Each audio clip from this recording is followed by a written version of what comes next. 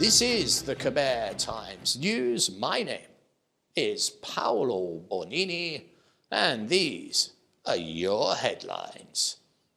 EDC says, watch out, there are people being scammed by others that are claiming to work for the electric company. A policeman kills a woman and then he drives away. And a 6-year-old girl is deliberately shot in the face by an elderly gentleman. But firstly, to our headline story.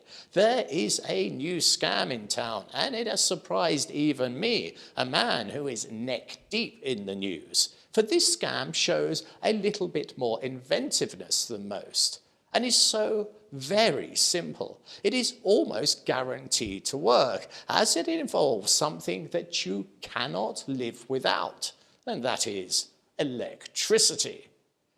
So if someone knocks on your door saying that you have an issue with your electricity, let this next story be a warning to you. It may well be a scammer. Electricity of Cambodia has announced that customers have been cheated by EDC imposters into making payments via bank transfers for additional services like the monthly electric bills, meter replacements and meter repair, and that is to name just a few. EDC went on to say the scam is committed when customers are being contacted and cheated by the fraudsters with the help of phone calls and social media. You just knew that Facebook had to appear in this story somewhere. EDC said that the fraudsters are telling customers to make payments through Wing and True Money agents to avoid any temporary power cuts, and of course worried customers would treat these calls with extreme emergency, as who can live without electricity nowadays? And that is what makes this scam so good. EDC themselves have said if customers run into this situation, they should not pay. They should not transfer the money to them. Instead, they should inform us immediately. As we, EDC, do not send employees to collect money from customers directly or by any other means without an official invoice. So, if you get someone standing on your doorstep, snap their photo, close the door, call the police. And now it's time for our crime desk, and what we have is police officers behaving badly.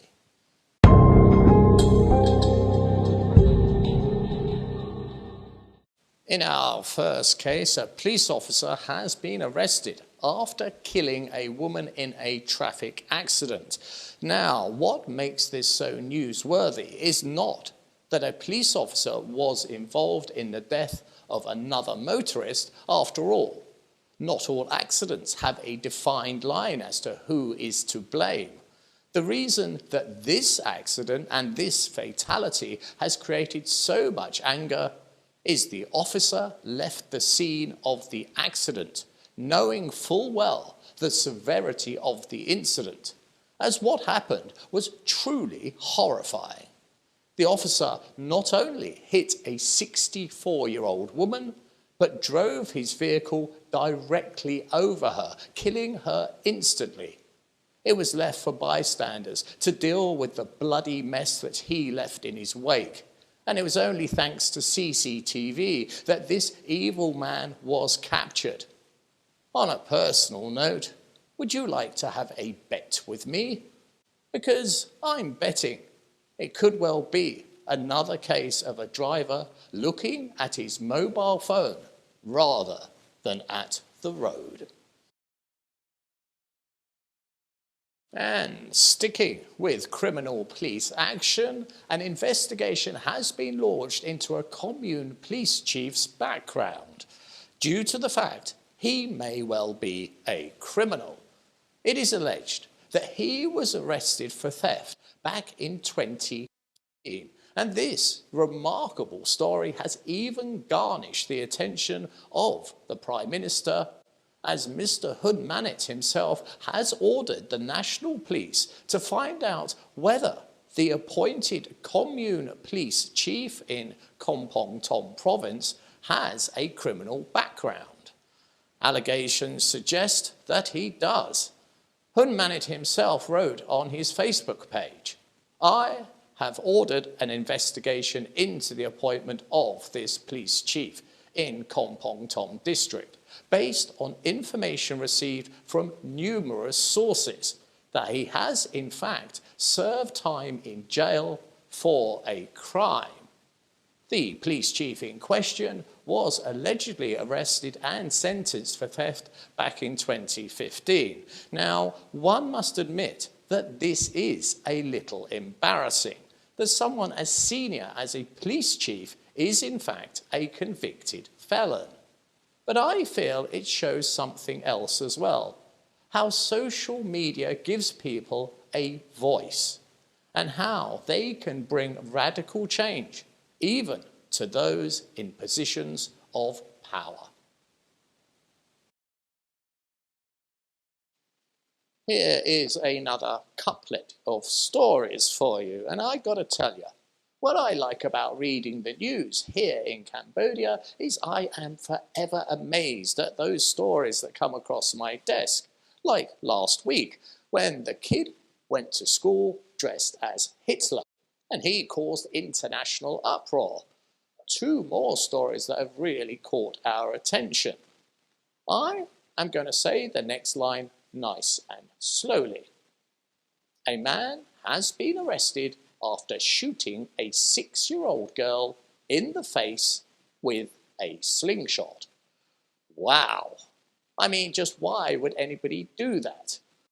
But it seems that a man has been arrested for this very serious assault. The incident took place on the night of September 11, and authorities state that the girl was quite simply playing with her friends in front of her house when the 75-year-old man suddenly appeared and opened fire on the girl and hit her squarely in the face. The girl was injured, and it was yet again CCTV that was to prove the decisive factor in proving this man's guilt. That 75-year-old man now has a judge to answer to.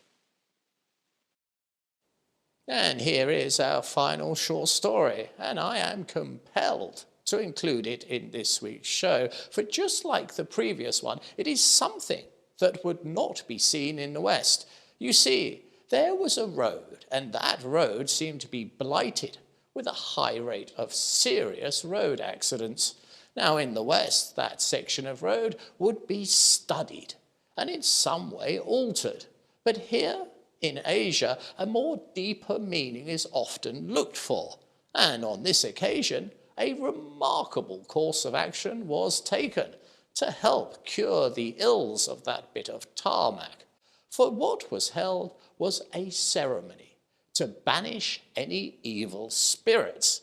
33 monks prayed reverently to rid the road of those malevolent spirits, for it was strongly believed that it was in fact cursed.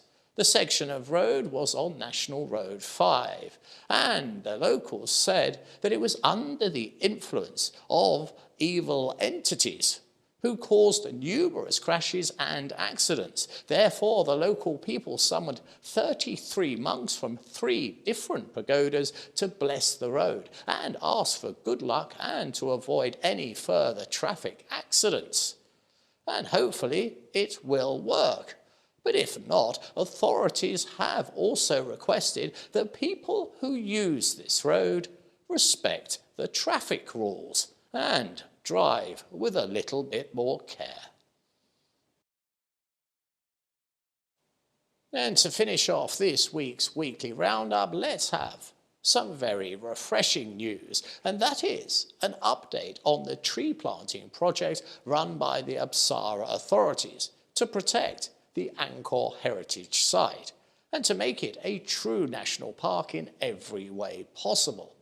Already, hundreds of people and their homes have been relocated out of the park, and over the past couple of years, there has been an ongoing scheme to replenish the stock of trees.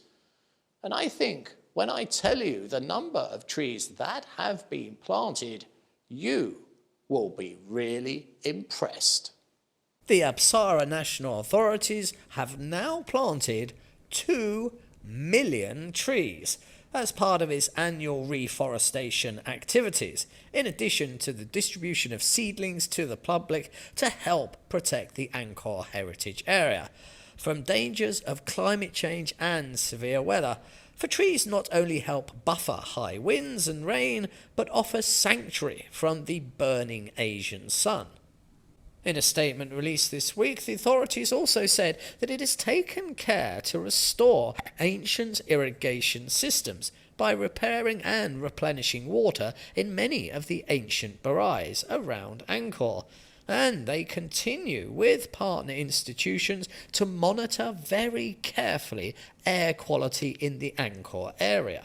The Deputy Director General of the Apsara authorities has said that climate change is a common phenomenon across the whole world. It is not just an issue for Cambodia. And he said, if we manage the park well, that impact can be minimalised for this heritage site. He also added that they have been paying very close attention to cultural landscaping activities, including temples, the water that surrounds them, and the forest, as well as, of course, air pollution, which is a major concern. And these new 2 million trees are certainly a great step in the right direction.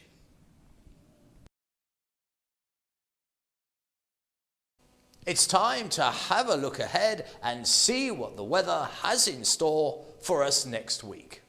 Here we are, it's weather time. Now then, I haven't actually expanded the image on my screen, so I can't tell you what I'm looking at. Here we go. Expand, I say. There it is. Right, okay, I've got it. Right, business as usual. Okay, we've got, oh my goodness, it's just gone over to the globe thingy. Oh, I'm back again. Hold on, this is all going terribly wrong here. Expand image, I say onto the... Right, okay. Here we are. It's going to be rainy. That's right. The thunderstorms and stuff are calming down. The humidity is getting a little bit higher. And the temperatures, high 20s, low 30s. This has been the Khmer Times News. Please do subscribe and comment and stay up to date with all the breaking news by following us on both Facebook and Telegram. This has been Paolo Bonini, and that was the week that was. I'll see you next weekend for your weekly roundup.